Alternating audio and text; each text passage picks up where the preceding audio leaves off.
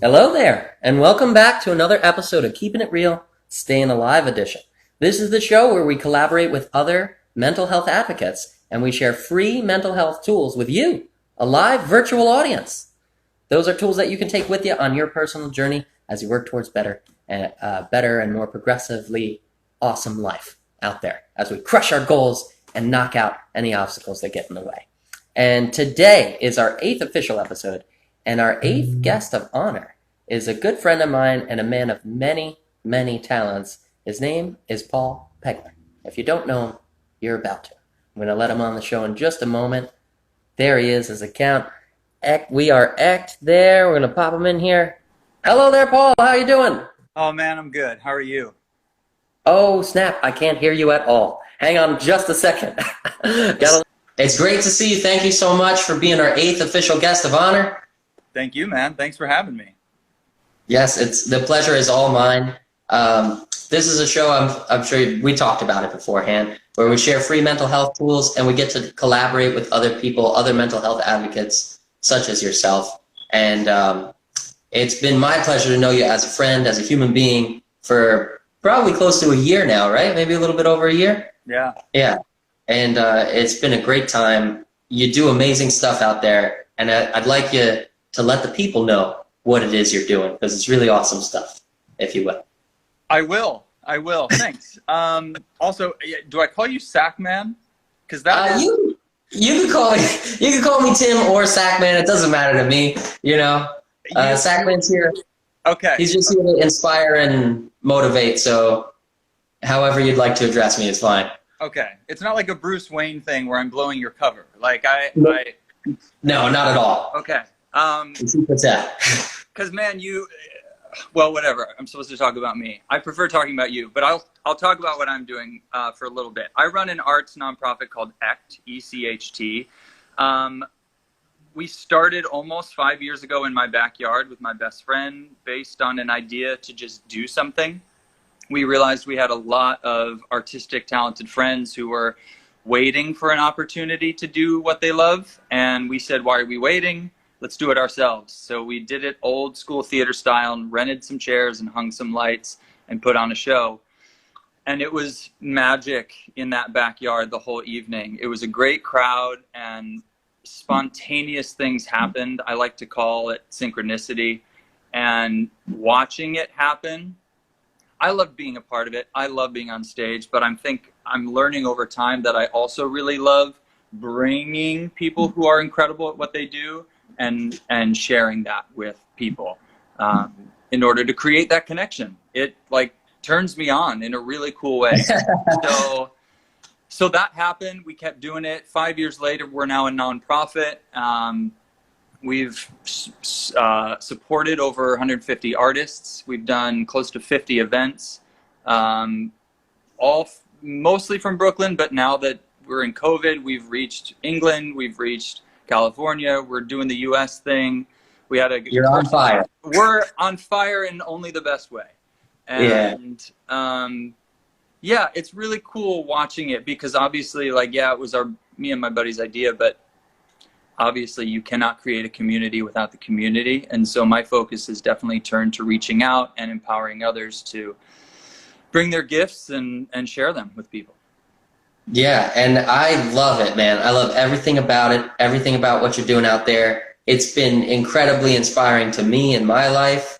I mean, I know when I first met you, I was in a completely different place, and I don't know what it was, but every event that I attended was like a little tiny pivot in my life path to bring me to where I am now. It's definitely made an impact on me. And seeing you create that, like you said, why are you waiting? Why wait for anybody else to host this? Why not just create a community, create a space? That part of it, that's amazingly inspirational, because it motivated me to do the same thing with what I'm doing out here. Just why wait, right? Why not just create? And the fact that you can support each other like that, man, it's incredible. It's incredible to see. And I'm probably going to mention this several times, but knowing you as a person and seeing you both perform and be an observer and watch those performances, it's easy to tell. We got sirens. I hope you can't I hope they're not coming through. They're here. It's easy to tell that it's genuine coming from you. It's easy to tell you're genuinely enjoying and experiencing it, and that's something like, man, that's something I wanted. I want to live life in a way that I enjoy, you know, what I'm doing, not just when I'm performing or doing my job, right? But when I'm also experiencing others performing and doing their jobs. And so I want to thank you for the exposure that's led to my personal growth. Thank you so much for that. That is very, very kind to hear, and I'm glad that it's coming off that way, because like anybody, I get caught up, and pulling all the strings is something that I feel I have a natural inclination for and enjoy doing because of that. But it tends to put me into like planning mode and start observing, like you said, rather than like fully participating. And that's why I gear all of our events towards like really being as engaging as possible, because that's when we're present, we're best. That's just the way it is. And different things bring different people to presence, but that's what I strive for, to do that, because I struggle with it in the real world. You know, it's easy for me to curate the experience for others, but it usually means that I'm in the back with my clipboard, like in a bunch of to-do lists in my head, making sure that it comes off that way. So in those moments where I am able to finally go, I just get to be here and witness this, it is pretty magical. I've seen it, man. It's such good stuff, dude. I love that you have this community. One of the things we do on the show is share mental health tools, and we'll get into that a little bit later. But I just want to say that your community itself is pretty much a mental health tool for artists. If artists are out there looking for social support, for people who are actually paying to see them perform, we're going to support them both monetarily and with their full attention, ECHT is the place to go for that. One whole series that you do is labeled Fear Love, right? Yeah.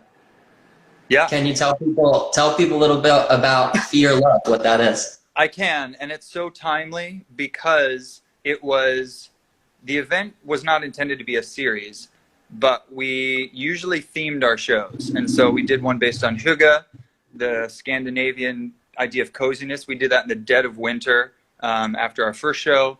And then Fear Love came in October 2016, which for the historians in the room was a month before the presidential election happened that rocked our world and created a cavalcade of where we're at now.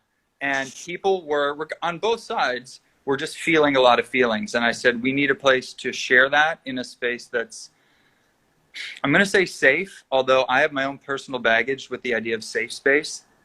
Maybe I've watched too much South Park, but it really became that. I think it was just like, I want to voice a feeling. I want to try something I haven't done. I want to share a song that I've like never shared with somebody. And it led to just, like you said, a really amazing community space that was held in that moment.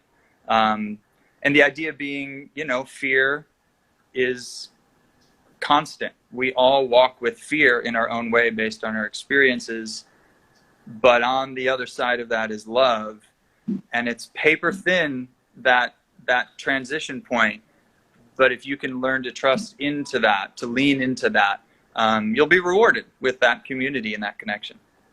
So that was it's so awesome to see and to be a part of it. I've never performed on your show, but I've only been in the audience. But even in the audience, it's easy to tell this is something special that you're creating there. It's powerful. I think the main word, if I wanted to sum it up in one word, would be connection. Connection is what it's all about. The audience is connecting with the performer is connecting back with the audience, and the person that you're seeing perform at these shows may later be in the audience supporting you as you perform. So it's just a really amazing group of individuals, because I've been to other events. I've been to other like sketch shows or little showcase events, and I've never seen that level of connection. So that's the thing that hit me really hard the first time I saw it, and ever since. And a lot of the people who are in the audience end up on stage. That's also happened. And I think that's because, for me, and I'll give credit to my mom, I think, because she always supported my involvement in the arts, but she goes, you know, if I ever prodded her, like, well, what about, you know, you used to sing, or like get back on the piano or whatever, she goes, well, someone needs to be in the audience. And it was that idea that it's a two-way street. If you're in front of a bad crowd, and we've all been in front of bad crowds, it sucks for everybody. It sucks for you, but it also sucks for them. If you're in a good crowd where people are doing their job of showing up and being receptive and not just being like, okay, make me laugh, like nobody wins in that. I really try to cultivate that on both sides, not just the artist, but for the artist and the audience, of like getting an experience. Yeah, and it definitely comes across, man. I wanted to jump into our second official question, and that is why? What is it, Paul, that makes you do what you do? What is your why, your reason? It's so simple, man. Money. It's all about the money. I don't believe that for a second. I am rich at my job.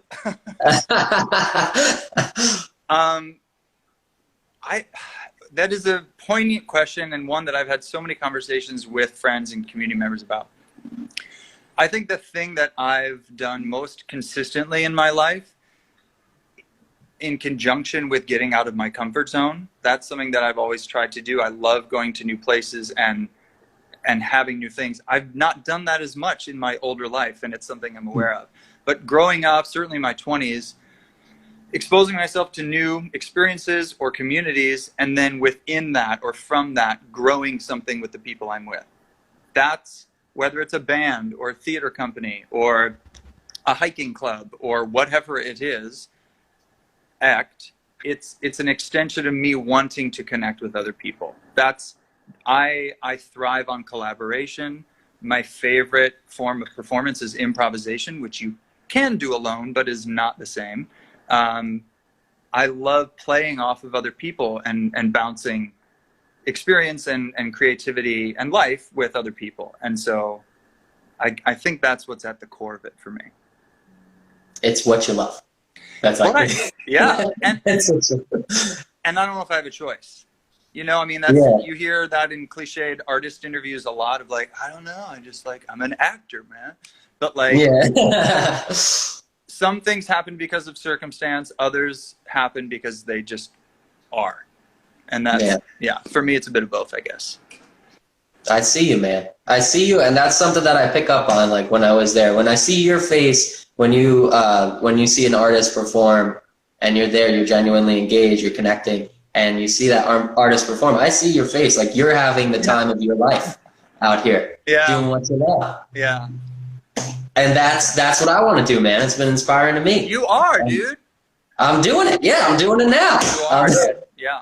I'm living my passion, and this is your passion, and it's something, like you said, I can relate to. It doesn't really feel so much like a choice. It doesn't feel so much like a choice you make. It just feels like this is right. This is what I want to do. Like I personally don't want to do anything else for the rest of my life. This is all I'm going to do. And I'm pretty sure you feel the same way, because you would have stopped by now. Dude, if you did. I stopped twice with ECHT specifically. When my best friend Ben, who I started this with, he moved, and I thought that was the end of ECHT, because ECHT was always us. And then a year passed, and then my friend Katie, who is now with the company still, came back from a contract, and she said, "Where did ECHT go? Like, come on!" And so she helped me reignite that. But again, it wasn't just me. It couldn't be just me. And so that she like said yes. Dude, life is yes and. Improv is yes and. And I was thinking about this, about my mental health tool, not to transition too smoothly, but to be in a yes and state of mind is the most grounding thing that I have. It's the most grounding thing that I know. And it's hard to be there. It's uncomfortable to be there a lot of the time. But when I'm there, I'm invincible. I'm flying. I'm free. It's like I'm tapped in. That's the thing for me. But I need other people. I want other people to have that with. So when Katie came back, she reinstigated that. And even with her, it was tough because it was like, now it's a business and paperwork, and I hate that stuff. It's not about that for me. But New York's hard. Dude, I've tried to walk away. I've tried. But you can't. But in the end, yeah, it's like, to me, life, Tom Robbins. Is that his name, or is it Tim? Tim Robbins is the actor. Tom Robbins is the author. He's like, he talks about how life is just peeling away parts that aren't you, because we get all covered up with stuff, and then it's just, life is an unveiling, a constant unveiling. And I feel like my experience in New York has been just me ripping off, or gently sloughing off, or shedding naturally different parts of myself that weren't me, to reveal the thing that I'm only now starting to be like, oh, that looks like me. Yeah. That's what I'm doing. That's your core, right? That's you at the core. It's me working as close to it as possible. Yeah. Yeah. That's good stuff, man. I feel the same. Like, I feel like we're almost born happy, and then we get layers and layers of nonsense. Yeah. We just piled and piled and piled and piled until we're miserable. And then we come to a point in our life where we're like, this is crazy, or this is, it's driving me nuts. I don't know if you're hearing that street sweeper, but yeah, we'll let him pass for a second. Yeah, but we come to a point where we're like, this is enough. I gotta do something about it, and we start to peel those layers away. And like you said, that's what you're doing. That's what I'm doing too. I'm getting closer and closer to that original, inner child, that happy kid in the sandbox, having the time of his life, keeping it play, being fully alive, being fully capable and powerful out here, and creating the life that I want to live and enjoying every second of it. I think we're on the same page with that, right? We are, but you brought up a really important point, which is play. And I'm really glad you said that, because that was my word at the beginning of this year. With no one had any idea what we were about to encounter, but the fact that was what I wanted out of this year, and then I suddenly was boxed up alone for months, like trying to figure out how to adapt to this new thing. Well, that's that what do they call that? Child's mind, like beginner's mind. We're starting fresh. We're building from the ground up, and there's so much freedom in that, but it's a choice, because that same exact thing, like the fear-love thing, panic and anxiety is looking up, out, and around at your circumstance and having not a single clue of how to proceed, of what you know, of who you are, what you want, what you need. It's just going, oh, it's just 360 questions. But a child lives in that constantly. And what that is instead is opportunity and potential and excitement and the freedom to do anything you want. And it's such a subtle thing, but man, if you can ride that side of the wave, you're limitless. Yeah, heck yeah, man. And dude, I talk about it like I live there all the time. I'm there this much of the time, but I've felt it and I know it, and that's what I'm striving for. Yeah. As often as possible. It's such a rewarding feeling. Yeah. To be there and just be free. You said it before, freedom. Like you are totally free of the nonsense, and this is your choice. And that's at the heart of play. That's what play is. Yeah. So good. Great stuff, man. So now I'm going to ask, if you don't mind, if you could share a mental health tool that people can use on their personal journey. And shout out to Holistic Chris out there. Said, Paul, you're the man. Oh, hey. Oh, man. Talk about another good one. Christina, follow her. I've been thinking about this mental health thing because we talked about, I'll just say it full out so I can claim my core self. I've hugged trees. I love hugging trees. Hugging trees grounds me like nothing else. Trees have ancient wisdom. Trees are literally rooted, and they are the embodiment of yoga. I mean, trees, I'm obsessed with trees, if you can't tell. I don't have... In a healthy way. Huh? In a healthy way, though, right? Not in like a creepy way. how I'm even trying to, like, what would even be a creepy way Well, to, well, there's okay. some people who take it too far with trees and then they become like in love with trees. We're not talking about that, right? No, no, that would be rough. Pun fully intended. I Nature to me grounds me, but living in New York, we don't have full access to that, especially not 12 months out of the year. So I was really thinking about what grounds me. And I think if you can't get outside, if you can't get to the place that you feel grounded, be that the beach, be that the mountains, be that the woods, whatever it is, just find the ground. Sometimes we, especially in here where we're walking and taking the subway and we're just busybodies running around all the time, to stop is a radical action. it's it's almost brave or like maniac. People don't know why you would choose to stop. We're here to get stuff done.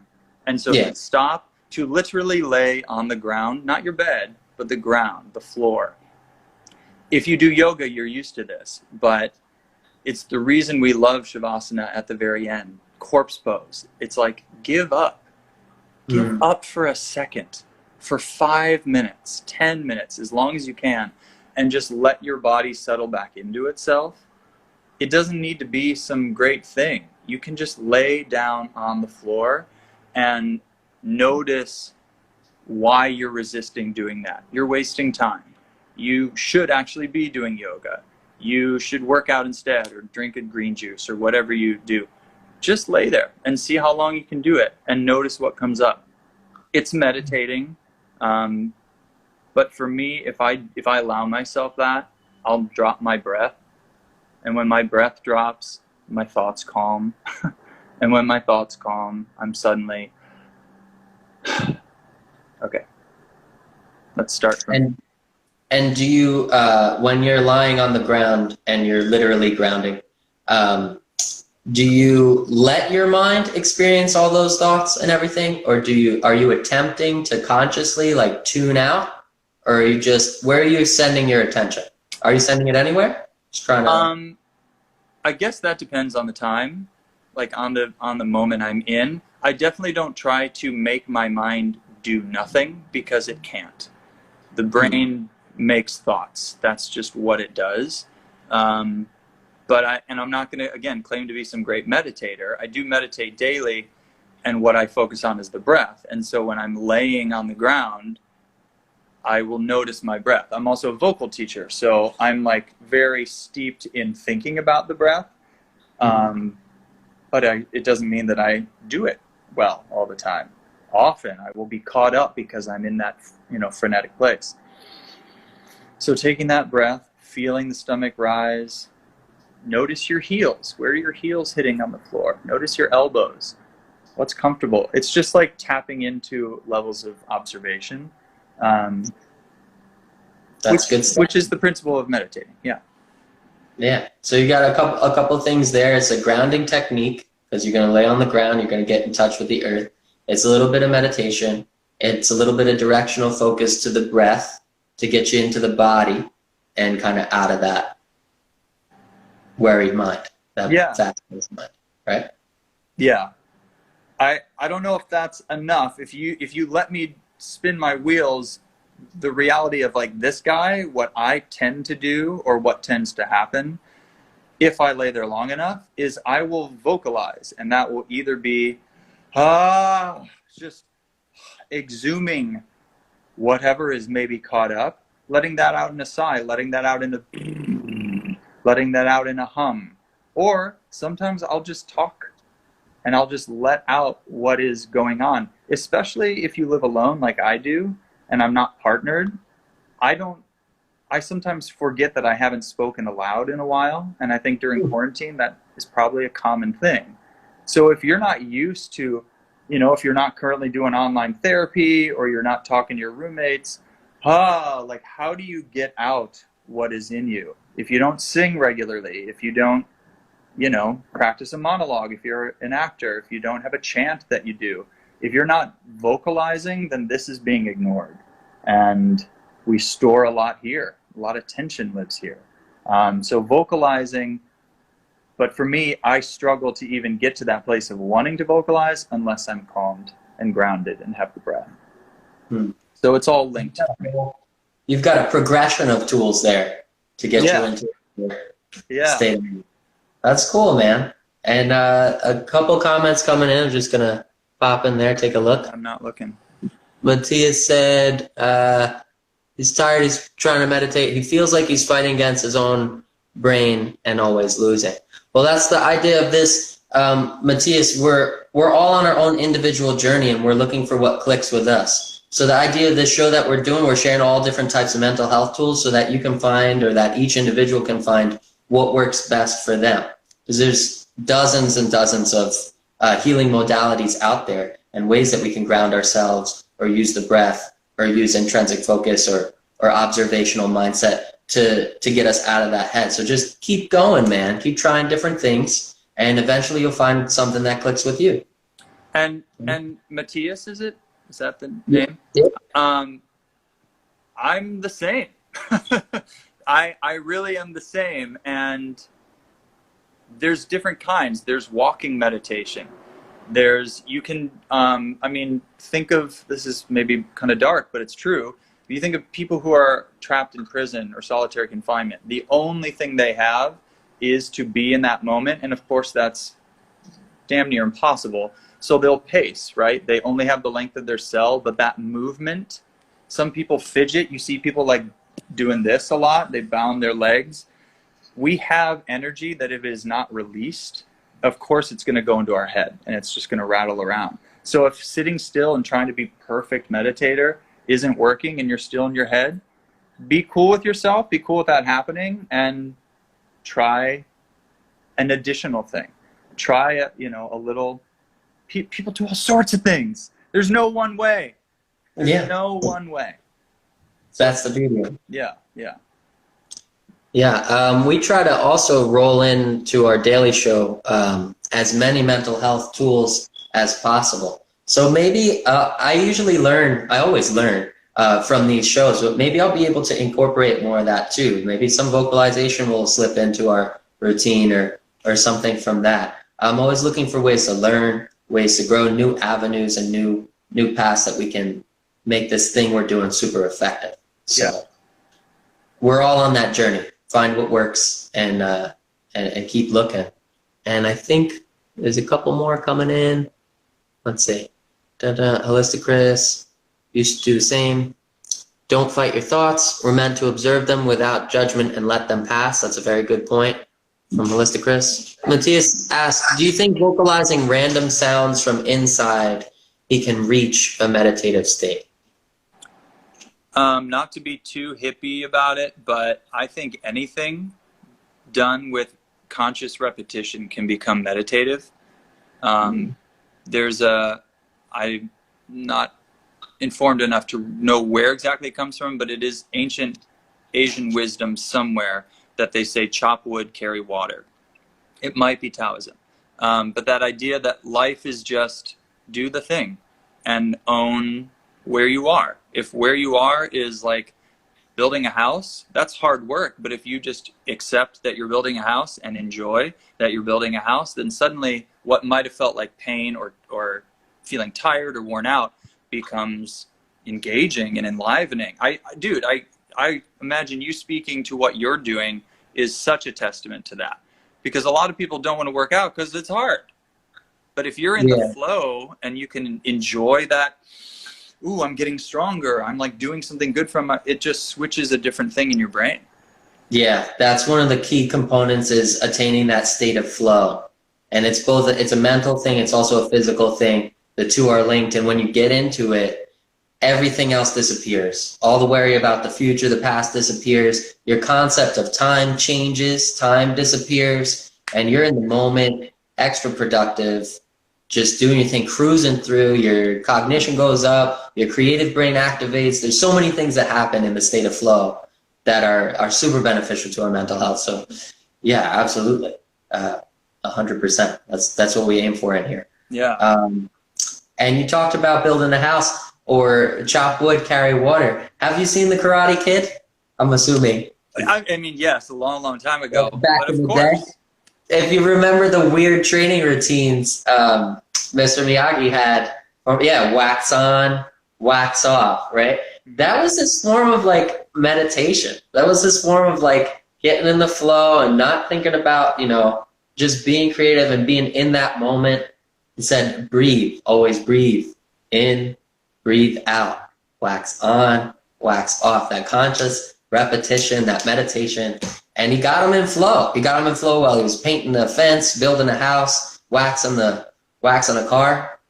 Yep. He found that flow. So, and I tell my students this a lot. Like if you're in that flow state, if you are in that present moment, if you're breathing in, you're breathing out, and all you are is right there, then suddenly you're not burdened by what comes next because you're just doing that. That's the yes and living improvised headspace that I'm talking about, because you can't think ahead. If you're thinking ahead, you're not with where you are. If we're having a conversation and I'm trying to think of whatever I'm about to say next, I'm not hearing you. I might not even be hearing me. Yeah, so that's all the same thing. Yeah, it's amazing that it applies to every aspect of life. Get in flow and you're good to go, pretty much. Dude, that's the second t-shirt slogan you have said today. I don't know what was the first. I don't remember. You'll have to watch the rebroadcast, but I was like, yes, that one. We'll make shirts if we have to. We'll make shirts. We can do anything we want out here. That's the plan. Limitless, man. Yeah, limitless. So good, dude. Thank you so much for being here. If you want to expand on your mental health journey or mental health tools that work for you, you can. We still have a decent amount of time, but I wanted to take a little bit of time to let people know what you're doing, what you have coming up, what events are going on. Okay. So I think a lot of the world slowed down when quarantine hit, and I feel like ECHT just went, and I reached a point probably 2 months in of pretty massive burnout. We were doing great stuff, and sometimes when you're doing great stuff and you're like, well, everything's positive, why am I freaking out?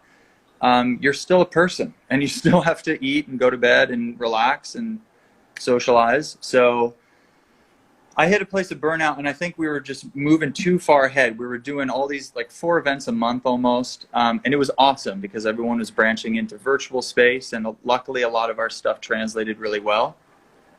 But we have a big fundraiser coming up, and it's our first fundraiser as a nonprofit. It's happening on August 15th, which is 2 Saturdays from today. And the reason it's like severely special is because it's happening 5 years to the day. August 15th, 2015 is when that first backyard event happened. And Ben and I had always said, like, if you want something done, all you got to do is set a date and tell people. Because that accountability is really what keeps the fire going. Passion fades from day to day, but accountability to a goal, to a deadline, to an outcome, that keeps you going, especially if humiliation or disappointment is on the line. I'm not saying that's what drove us, because it was quite the opposite. But yeah, 5 years from that date, in 2 weeks, will be our 5-year anniversary. And of course, in my vision of it from many, many months ago, I thought it would be an outdoor thing, kind of capturing that backyard essence, and we would all get to come together, and it would be like summer in New York, and that all fell apart. So it's become this virtual experience through Zoom, which I know everybody hates now, including me, because I teach on it all the time. But we've catered it to be as engaging, as rejuvenating, and as joyful as possible, because the world has been miraculously difficult in the last 5 months in countless ways, and it's ongoing. And I don't want to ignore that. We can never ignore that. And we, I think, are now living in a new world. No matter how much normalcy returns, a shift has happened. And it's a good shift. It's a positive shift ultimately. But as much as we do events like Fear Love, where you really get to show up, and sometimes it's very emotional and there's a wide range of laughter and tears and anger and comfort, it's beautiful. But we wanted to provide an event that was going to be just a little bit of an anecdote to the heaviness, to the drudgery of being stuck away from our friends and family for 5 months. Hopefully like a balm to how we've all been feeling. And so we have an incredible, fun, uplifting show that we're going to be doing on the 15th. And it's going to be, I think we're involving like 40 artists from around the country. We're doing a big opening spectacle. We have 3 live acts. We have an incredible MC. We're going to be featuring you. We have all the artists from the ECHT community featured what they've been creating in quarantine, and just going, hey, just because we've been stuck in this virtual realm doesn't mean we can't do what we do. Here's an example of how people are doing that. So it's really, again, it ties back to me bringing amazing, talented people together to make a thing. I got to do that in a way that I haven't done in a long time. And I was kind of surprised at how well it works, despite not being in physical space together. So that's the event, hour and a half. Would love for people to come. It's not only an introduction for those who have never heard of ECHT, but it's definitely going to be a reunion for those who do. And the event is called Reconnect, because puns will live forever. Yeah, 100%. Yeah, I agree with you there, man. Dude, you touched on so many points in that, but that is happening on the 15th, right? August 15th. Saturday night, yeah. If people want to get tickets to this event, where do they get them? So I'm broadcasting from the We Are ECHT Instagram. So this is our company Instagram page. You can just click on that, and there's a link. You can get tickets through our Eventbrite there. It is a fundraiser, so there's many ways to participate and donate if you wish. But all of the money we raise are going to pay the artists, as well as continue programming into the fall virtually. And then we're also going to be launching a new series into kind of our education wing called Play Shops. And Play Shops, again, because of puns, are essentially just workshops, but that are geared towards concentrated play. The idea that play is not frivolous, play is not unnecessary, play is not childish, play is essential.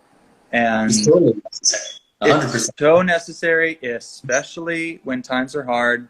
And yeah, we need it. We as adults don't get opportunities to do that, especially if you're not a working artist. If you go to a 9-to-5, or you're a writer alone in your room all the time, or you work in a lab, there's not a lot of opportunity for you to just explore that childlike self that is still there. Yeah. I'm so fortunate being surrounded by artists that most of my time together with friends is play, be it physically creating music or just cracking jokes or whatever it is.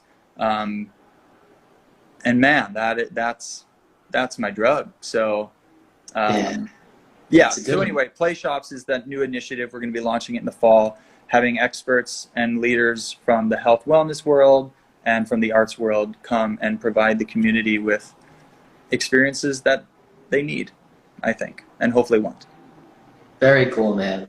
And so for anyone tuned in, you can check out the We Are ECHT page, and up in the link in the bio, I believe, they can grab those tickets if you want to make it to this event. And I'd highly recommend it. I'm personally going to be attending, and I don't even know where I'm attending from, because on the 13th, I leave to punch my way across America to raise awareness, and I'm going to be in a different location every day because of this pandemic. Roads are being closed, like states are being closed. I don't know where I'll be or what I'll be doing, but I know come 7 o'clock, I'm going to be logging into Zoom from a laptop somewhere, and I will be catching that performance. 8 o'clock. 8 o'clock. I'll be early. But it's probably going to be 7 for you since you're heading west. It's 8 o'clock Eastern. Yeah. I got to keep track of that time zone change because it's going to be shifting. Yeah. As I go. But I'm going to turn the table real quick. Do you have a length of time it's going to take you predetermined? Like, I got this many days, or are you just going? So it's open.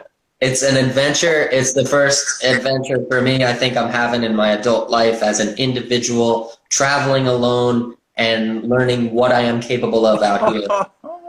Because of closures, I don't have a set path. I'm going wherever the road takes me, but I will get to California. Even if every road is closed, I will get on a boat, I will punch every day and circle around and get there, because this is me setting up the foundation for not just my future, but the future for my family, for my friends, for people that I care about. And if I don't do it now, at this age, at this point in my life, it's just not going to happen. It's like you said, you got to set a date and make yourself accountable. So that's what I did. I told the world, look, on the 13th, I'm leaving. So that's when it's happening. And then I'm not coming back until I'm successful. Honestly, that's the plan. Leave. There's no date till get there, but I will get there. I'm going to train with the world champ of Muay Thai, Greg Wooten. I'm going to do some content to raise awareness. We're going to get support from businesses along the way. And then I won't come back home until I have enough social support gathered to sustain myself. That's the plan. That is super epic, and I'm so happy for you. Especially Thanks. that this is going to be your first solo trip. Like, what a crazy time for that to happen, and yet what a perfect time for that to happen. Yeah, absolutely. We're all doing that journey. You're just doing it physically. Yeah, like you said, this time for you has been this escalating, like, time for progress, time for growth with ECHT and what you're doing. It's the same for me. This isolation, you know, depression and anxiety were epidemics before this thing happened. Now that people have been pushed into isolation, that exacerbates the issue. That makes depression worse. It makes anxiety worse. So now is the right time for me to expose people to this healing modality and get people more tools that they can use to take care of those issues, because it's a global problem, and this is a global solution. It has nothing to do with language, has nothing to do with faith, religion, politics, nothing. It's a physical tool you can use to help improve your mental health, and not enough people know about it. So it's happening.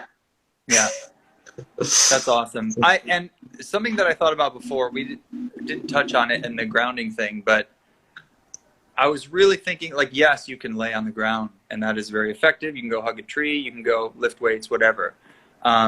But for me, something that I've always felt growing up is like, this is actually what both grounds and excites me, is like that connection of just discourse of, it's the same thing with play, but to do it in a grounded, informative, hopefully helpful way as well.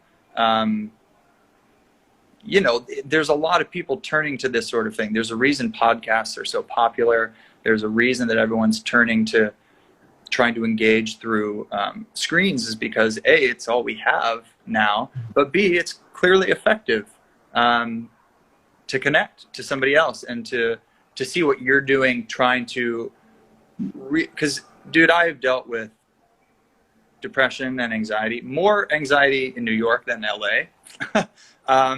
But depression in both. It's even, sometimes you don't even know you're in it. Yeah. Until you hear some of your friends address it. Go, hey, you, how are you doing? And sometimes that's all it takes to go, oh shit, I've been in that place for a month, and I've just been swimming at the surface trying to stay afloat.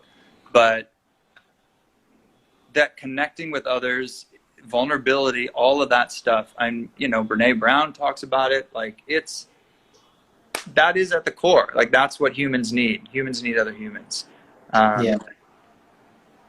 Yeah, absolutely, man. Hey, I didn't even know what depression was. I didn't even know what it was until after I had it, and I met someone who was informed, who told me that.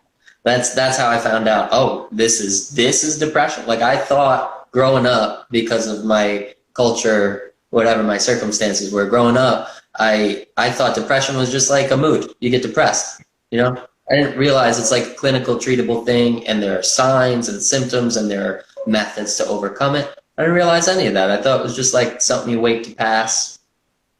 But then for some people, it just doesn't pass and becomes this issue. So that connection, that social connection, having someone else who can view you from outside of you and educate you, or maybe even just draw your attention to an area where you can make growth, you can make progress in your life, that's invaluable. So I agree with you 100%. It's something we need, something I want to help support and facilitate.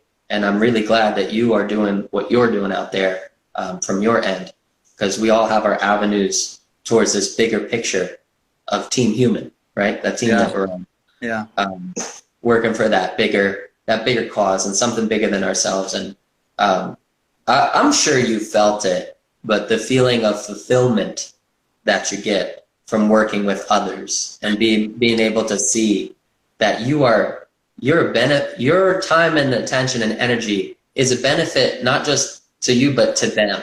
Like to see that payoff and then see somebody else's growth explode because after a moment of that social connection and some of your time and your attention, it could have such a lasting impact in the lives of others. So it's, yeah, wow, that brings up a lot.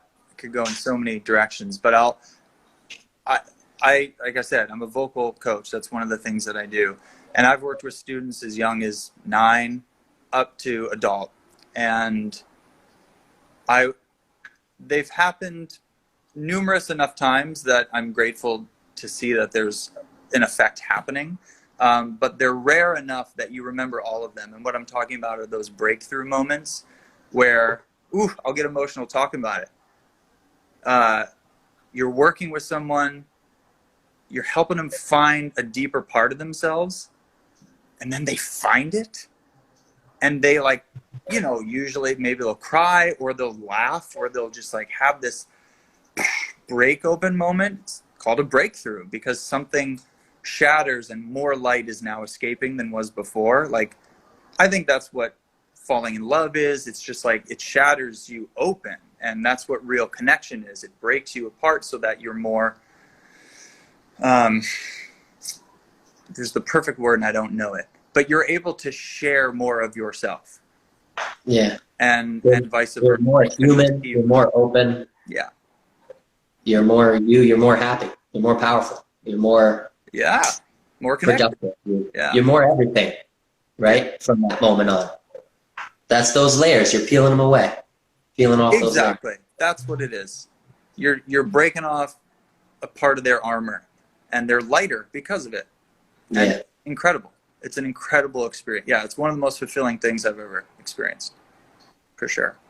It's good stuff, man. We are almost out of time. So if there's anything you want to touch on, website or any other way people can keep in contact, is it mainly through Instagram that you're functioning out there? Or?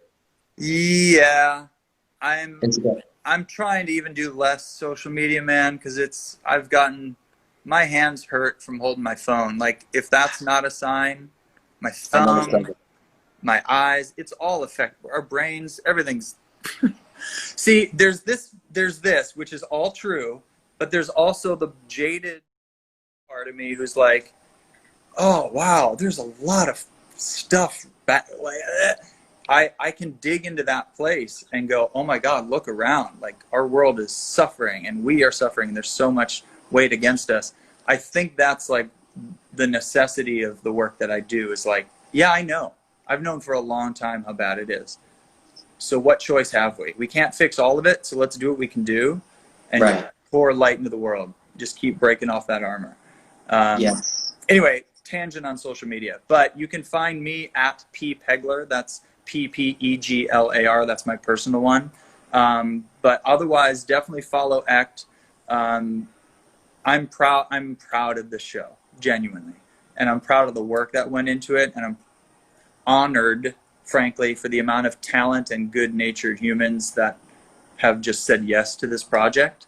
I feel lucky, and then just be in touch with the fall. I'm working on some other personal stuff too, but ECHT has been my entire focus for the last 4 months. So All right, Paul. Thank you so much. I just want to touch on this last comment. Alyssa Chris said she loved it. Both been beautiful expanders on my growth journey. Thank you for existing. Thank you, Alyssa Chris. Yes. That's what it's all about, is how we can help each other. And I don't know about you personally. I know Holistic Chris was on your show. She's also added breathwork. She was our first guest actually on this series. Yeah. On Keep It Real, Staying Alive. And the tools that she added to my personal growth and my journey have been invaluable. And I'll forever be grateful to her for that. So I'm so happy that we have this opportunity that we can all help each other and add to each other's growth. That being said, we're just about out of time. So I'm going to have to say goodbye. But thank you so much for being here. And I will see you probably before the 15th too, but definitely on the 15th for that event. For sure. I Thank really you so appreciate this. Thank you for your platform and for having me on. You got it, brother. Take care now. All right. Bye.